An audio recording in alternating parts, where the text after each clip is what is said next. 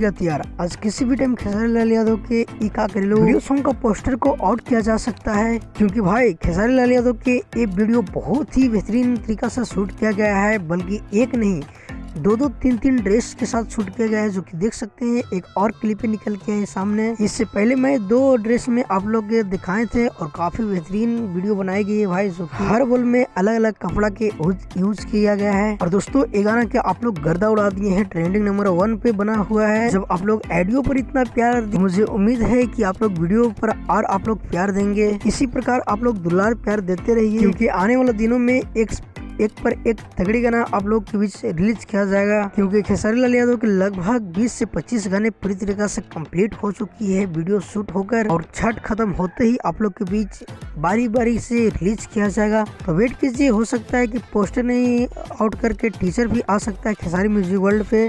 तो फिलहाल के लिए कुछ अपडेट था, मिलते हैं किसी अपडेट के साथ बहुत ही जल्द। जब तक के लिए जय हिंद जय भोजपुरी।